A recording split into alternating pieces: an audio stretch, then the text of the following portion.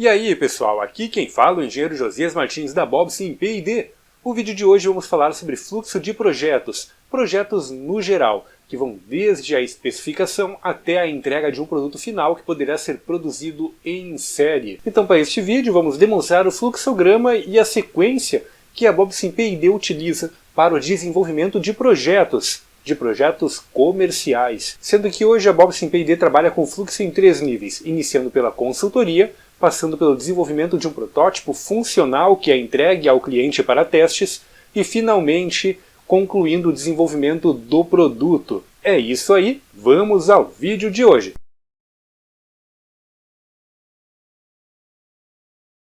A Bobsin P&D oferece os serviços de pesquisa e desenvolvimento de hardware, realizando o projeto de dispositivos específicos para controle de máquinas, Internet das Coisas e automação de processos, sendo especializados em projeto de circuitos digitais utilizando microcontroladores e FPGA. A Bobsin P&D também oferece os serviços de consultoria para o seu projeto e a sua empresa, auxiliando na tomada de decisão para a resolução de problemas, viabilizando o seu projeto. Para mais informações, acesse o site www.bobsin.com.br ou entre em contato através do e-mail contato@bobsin.com.br. Bom pessoal, então o vídeo de hoje, ele na realidade não se enquadra em nenhuma das séries que nós já possuímos aqui no canal, então eu vou colocar ele na série de dicas, apesar de não ser propriamente dito uma dica rápida, né? Nós vamos falar aqui sobre o fluxo de projetos, desde a parte inicial de consultoria até o lead out, ou seja, a entrega de um produto já pronto que poderá ser produzido e comercializado. Este fluxo que vamos apresentar aqui para vocês, ele é compilado a partir da análise de diversos outros fluxos de desenvolvimento, né? Então, ele vai ser um compilado aí do fluxo de desenvolvimento de software, desenvolvimento de hardware em si, né? Desenvolvimento de projetos de hardware e até mesmo um pouco aí do fluxo de back-end que estamos apresentando em uma outra série própria aí no canal da Bobsin P&D. Então, na realidade, todo esse fluxograma que vocês estão vendo aí na tela provém da experiência que nós temos desde o desenvolvimento de software até a entrega de projetos. Ele veio sendo e ainda vem sendo aprimorado com o passar do tempo. Então serve inclusive aí como uma dica para vocês nos seus desenvolvimentos, ok? Então pessoal, o fluxo de projeto que nós adotamos aqui na Bobsin P&D, ele é distribuído em 3 etapas básicas. A primeira etapa, que consiste em uma consultoria, uma segunda etapa, que é o protótipo funcional. Muitos clientes contratam apenas até a segunda etapa, né, a etapa de protótipo funcional, e finalmente uma terceira etapa, que seria o desenvolvimento de produto, né? Na realidade, vocês podem perceber que cada uma delas engloba a anterior, né? O desenvolvimento de um protótipo funcional necessita obrigatoriamente da etapa de consultoria, assim como o desenvolvimento de produto também necessita das etapas de protótipo funcional e consultoria. Então vamos dar uma olhada aqui no que consiste todo o nosso fluxo de desenvolvimento. Então o desenvolvimento de um produto, ele parte de uma consultoria. Esta consultoria ela tem como objetivo efetuar a análise comportamental do dispositivo que se quer desenvolver. A maioria dos clientes chegam com uma ideia, apenas uma ideia. Eu preciso de um dispositivo que no momento que o portão ficou aberto ele fica piscando uma luz e depois de algum tempo ele vai emitir um alarme e caso ninguém resolva o problema ele vai mandar um SMS para o meu telefone celular. Bom, isso daí é uma análise comportamental, ele é uma descrição comportamental do que este dispositivo deve realizar. Então, a partir disto, a Bobsin P&D vai efetuar aí uma consultoria para realizar a análise do comportamento esperado deste dispositivo. Com base nesta análise, efetuamos o levantamento de requisitos deste sistema. Ou seja, esse sistema ele precisa conseguir verificar se o portão está ou não aberto. Como é que ele vai fazer isto? Ele precisa de uma alimentação, vai ser ligado direto no 220 volts. Ele vai ter uma bateria. Esse sistema, caso falte energia elétrica, ele vai continuar operando, né? Então, é efetuado aí o levantamento dos pré-requisitos para que esse sistema possa operar. a partir da análise de comportamento e o levantamento dos pré-requisitos, vem a especificação do sistema. Então, a especificação do sistema é basicamente a análise de todo o levantamento feito até então e a transformação disto em elementos de hardware. Então é aqui que nós vamos definir qual microcontrolador será utilizado, o tipo de fonte, será uma fonte chaveada ou não, se essa fonte será isolada ou não, se terá alimentação por baterias, se essa bateria será do tipo lítio, será do tipo níquel. Então, na especificação do sistema, é definido todos os itens de hardware que irão compor este sistema. É claro que aqui ainda existe uma margem para mexermos no sistema, né? A especificação de hardware será como uma lista, compondo ali qual é o microcontrolador, quantos I/Os vai possuir, qual é o limite de tensão aceito nesses I/Os, e assim por diante. Os itens mais específicos, como por exemplo a potência de resistores, ou até mesmo o uso de alguma expansão de barramento específica, né? Pois o microcontrolador daqui a um pouquinho não tem a quantidade de pinos necessárias. Tudo isto vai ser feito durante o desenvolvimento de hardware. Porém, o desenvolvimento de hardware necessita ter uma especificação básica deste projeto, né? Então essa especificação básica é feita aqui durante a consultoria. Após isto, concluída então a especificação do sistema, entramos no esboço do projeto, onde teríamos os diagramas, fluxogramas e análise da especificação, né? Então, entregaremos neste ponto para o cliente o diagrama do projeto, contendo os blocos básicos que compõem o projeto de hardware, um fluxograma definindo a operação do software, desde o ligar do dispositivo até todas as iterações que esse dispositivo terá com o humano operando ele, e também entregaremos esta análise da especificação, ou seja, vamos dizer como esse dispositivo vai operar na vida real e quais os impactos dele em relação ao ambiente, né? Então aqui teremos o quanto de potência é esperado que ele irá consumir e etc. Se o sistema que foi especificado ele atende, né, as especificações, partimos para o desenvolvimento do dispositivo. Caso não, vamos retornar para a análise comportamental junto ao cliente, né, e efetuar novamente o levantamento de todos os requisitos do sistema, reespecificando ele e por assim vai.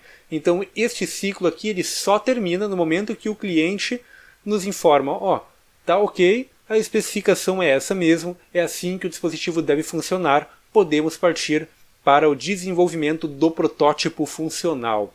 Então, entramos no desenvolvimento do protótipo funcional. O desenvolvimento do protótipo funcional tem início com o desenvolvimento do hardware. Então aqui vamos pegar essa especificação, o microcontrolador, quantos I/Os ele vai ter, qual é a especificação de cada um desses I/Os, I/O analógico, I/O digital.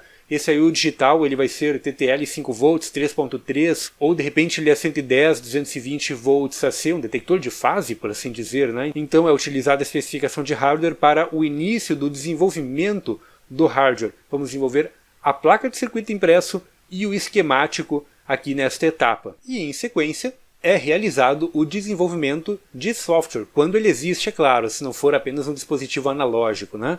Observem que em paralelo está rolando toda a etapa de testes e aferições, né? Então, todos os circuitos aqui e toda a parte de software, ela é testada e aferida de forma incremental. Ou seja, concluir aqui, por exemplo, o desenvolvimento de um I/O, e esse I/O ele vai ter ali uma etapa de debouncing hardware. Então, este I/O ele precisa ser testado. Neste momento, ele é testado através de simulação, e também pode ser testado com montagem em protoboard na bancada. Então, em paralelo, roda toda esta etapa de teste incremental, circuito a circuito, na parte de simulação e também em hardware na bancada. O mesmo acontece no desenvolvimento de software. Cada uma das funções que é desenvolvida será testada separadamente, junto com a parte de hardware. Então se você tem, por exemplo, um I/O analógico que vai trabalhar com uma tensão de 0 até 5 volts, e esse I/O ele precisa ser linear, ele será testado em conjunto com a parte de software e hardware de forma incremental durante esta etapa aqui. Por isso que temos essa seta apontando no sentido do desenvolvimento e ela abrange as etapas de desenvolvimento de hardware e software, efetuando todos os testes incrementais de cada um dos circuitos ou funções desenvolvidas.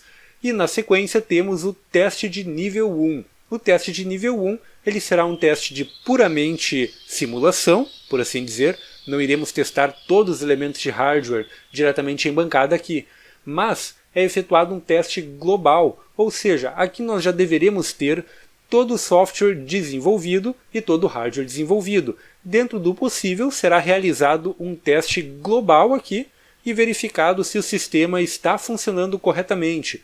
Se ele não funcionou corretamente, é encaminhado para uma análise. E esta análise irá definir qual será o caminho adotado. Algumas vezes a análise pode verificar que houve uma falha nesta simulação, devido a alguma limitação do software de simulação, uma limitação SPICE, por exemplo, ou ela pode simplesmente informar, olha, a especificação não foi atendida, precisamos retornar para a etapa de desenvolvimento de hardware. Então voltamos aqui para cima e são efetuadas todas estas etapas novamente. Ou a análise pode informar, bom, a especificação não irá atender ao sistema, então ele retorna lá para a etapa de consultoria, onde é reespecificado o sistema para voltar ao desenvolvimento, certo? Então, tudo isso aqui é sempre incremental, né, galera? A gente precisa ter certeza que o sistema irá atender a especificação do cliente e a especificação final deste produto ou protótipo. Caso obtenha sucesso neste teste de nível 1, é encaminhado para a prototipagem. Então, aquele PCB que foi desenvolvido aqui no hardware, ele será gerado ali um Gerber dele, né, e é encaminhado para a fábrica. Então, recebido o PCB, é efetuada a montagem aqui na BobSimPID e vamos para o teste de nível 2, aonde efetuaremos todas as aferições diretamente no protótipo montado, certo? Então, caso não tenha sucesso esse teste, é enviado para análise. E aqui é verificado item por item. Vamos ver o que aconteceu que esse dispositivo não passou no teste. Normalmente aqui não temos mais problemas de especificação, então apenas voltamos para o desenvolvimento de hardware para fixar alguma coisa pontual.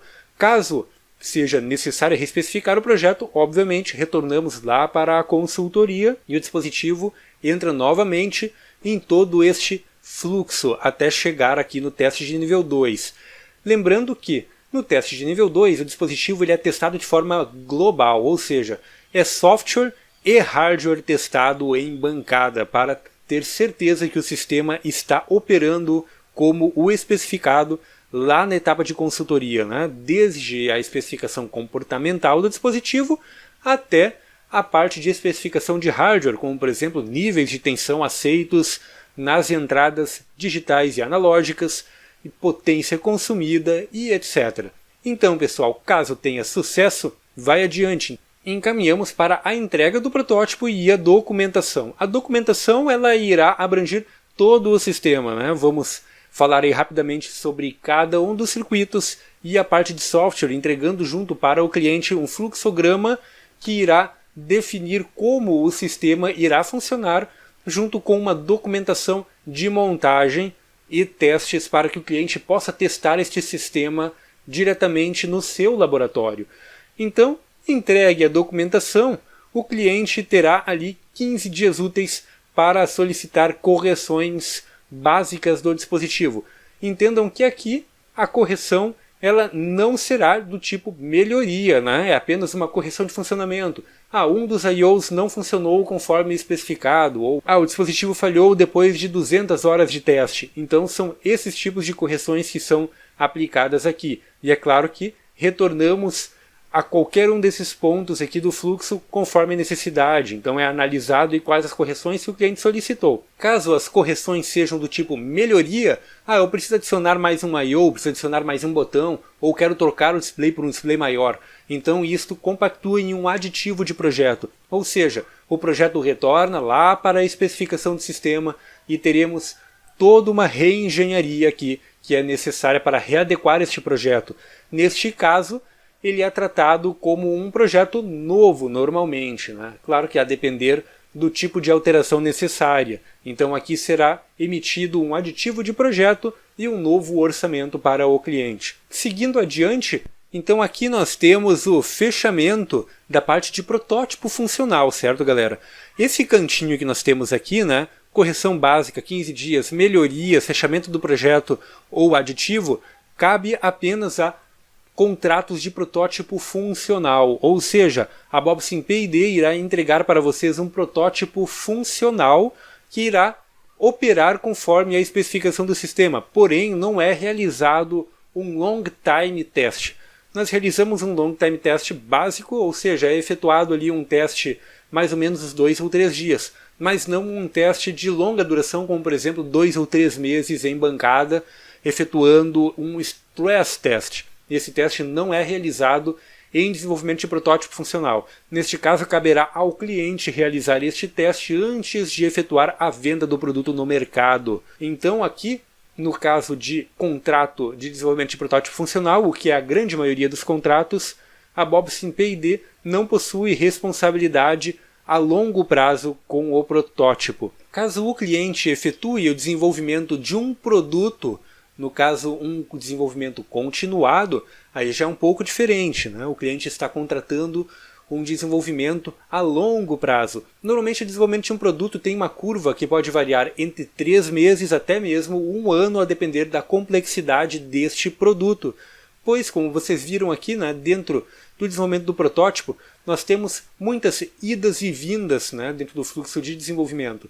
A qualquer momento que ocorre alguma falha de teste ou até mesmo alguma reespecificação de projeto, precisamos percorrer novamente todas as etapas do desenvolvimento para garantir que o sistema está íntegro, para garantir que o seu dispositivo irá operar conforme o esperado. No desenvolvimento de produto não é diferente. Temos toda esta etapa de prototipagem e também temos toda a etapa de testes e aferições posterior ao protótipo funcional. Sendo contratado o desenvolvimento de produto, saímos da documentação e vamos para a fase de teste do cliente ou teste de aceitação de fábrica, né? O TAF, que vocês já devem ter ouvido falar aí, muitas empresas utilizam esse termo, o termo TAF, teste de aceitação de fábrica. Neste ponto aqui, a Bob Sim P&D muitas vezes vai até o cliente para realizar o teste do equipamento diretamente na máquina. Muitas vezes desenvolvemos aí controladores que irão controlar uma máquina, uma CNC, ou até mesmo substituir um controlador que estragou e não é mais comercializado em uma máquina, né? Então muitas vezes nós vamos com este controlador ao cliente para efetuar o teste no chão de fábrica. Se o TAF, o teste de aceitação de fábrica, ele teve sucesso, é verificado se há necessidade de melhorias. Havendo necessidade de melhorias, é encaminhado lá para o começo de novo na reespecificação do projeto. É claro que aqui o cliente pode decidir comercializar o dispositivo sem as melhorias, né? E aí gerar um novo projeto derivado do projeto original, onde terá uma versão 2.0, por exemplo, desse dispositivo. Por exemplo, o cliente chegou aqui e viu que poderia utilizar uma tela touchscreen de 4 polegadas. Então, aqui é efetuada um novo levantamento de pré-requisitos e o cliente pode optar em voltar lá para o início do desenvolvimento ou concluir o projeto, né, gerando aí uma revisão de documentações e etc., e vender este produto para o mercado, derivando dele uma versão nova, né, que será redesenvolvida para venda posterior. Nós normalmente instruímos o cliente a fazer isto, para não acarretar em mais custos, né? Então, até aqui já houve bastante custo de desenvolvimento, obviamente, pois é bastante tempo até você chegar aqui no sucesso do teste de aceitação de fábrica, né? E no teste de long time. Então aqui já foi bastante tempo de desenvolvimento investido. Voltar lá para o começo significa passar por todas essas etapas novamente. Então normalmente nós falamos para o cliente segurar, né, esta melhoria para uma nova versão do produto e colocar o produto desta forma, como ele já está no mercado. Uma vez que ele já atende às especificações, ele já é um produto funcional. Então, neste ponto, efetuada a revisão da documentação, nós emitimos a responsabilidade técnica caso necessário, né? Caso o cliente contrate aí a responsabilidade técnica por parte da Bob Sim P&D, nós emitimos a responsabilidade técnica, sendo então responsáveis por este produto. O que acontece é que muitas vezes são empresas de engenharia que nos contratam para efetuar o desenvolvimento de uma etapa de um produto maior, né? De uma máquina, por exemplo, uma CNC. Então, neste caso, não há necessidade de responsabilidade técnica, pois a própria empresa já possui um corpo de engenharia que será responsável pelo produto, né? Então, cada caso é um caso. Se é um produto que é completamente desenvolvido pela Bobsim P&D, então nós podemos sim emitir a responsabilidade técnica deste dispositivo. E posteriormente é passado para a regulamentação. E aqui cabe diversos testes que podem ser efetuados em diversas esferas, né, galera? Se for, por exemplo, um dispositivo como um transponder ou um dispositivo que trabalha com comunicação, pode ser necessário o envio deste para a Anatel, né? Para efetuar aí todos os testes e verificar se ele segue as regras de telecomunicações no país e deste modo receber o selo da Anatel para que ele possa ser comercializado. Ou, por exemplo, ele pode necessitar ir para o Inmetro, de modo a ser validado que ele cumpre com todas as especificações do produto e as especificações de segurança para sua comercialização. E aí sim, passado por toda esta regulamentação, efetuamos o fechamento do projeto e esse dispositivo pode ir para a fabricação em massa e finalmente ser comercializado. Então, pessoal, era basicamente isso, né, a nossa conversa, falar um pouquinho aí sobre todo o fluxo de projetos, né, aqui trazendo um pouco da experiência da Bobsim P&D em relação ao desenvolvimento, né, de produtos e protótipos funcionais. Lembrando que este fluxograma aqui, ele está sempre em constante alteração, conforme aí vai havendo necessidades ou até mesmo a inclusão de novas tecnologias no mercado, às vezes causa a alteração deste fluxograma. Vocês podem verificar inclusive, por exemplo, o fluxograma de desenvolvimento de hardware da Altera ou mesmo da Xilinx, né, para projetos em FPGAs, eles sofrem alterações todos os anos, né? Justamente devido à inclusão de novas tecnologias e novas necessidades do mercado. Então o fluxograma de prototipagem ou mesmo de desenvolvimento de produto, ele sempre estará em constante alteração, de modo a se manter atualizado referente às necessidades de mercado. Basicamente, então, a ideia era esta, demonstrar a vocês como é efetuado o desenvolvimento e principalmente apresentar as diferenças entre o desenvolvimento de um protótipo funcional e o desenvolvimento de um produto final que será entregue ao cliente. E este foi mais um vídeo trazido a vocês pela Bobsim P&D. Se você gostou deste vídeo, não esqueça de deixar o seu like e compartilhar com os seus amigos. Isso ajuda pra caramba aí na divulgação do nosso trabalho e no crescimento do canal. Dúvidas, críticas e sugestões, utilizem os comentários do YouTube. É muito legal trocar uma ideia com vocês a respeito dos vídeos e os conteúdos aqui apresentados. E é claro, não se esqueça de assinar o canal e clicar aí na sinetinha do YouTube para receber as notificações e ficar por dentro de tudo que rola aqui no canal. E também curta nossa página no Facebook e siga-nos no Twitter. Os links estão aí na descrição do vídeo. É isso aí, até o próximo vídeo.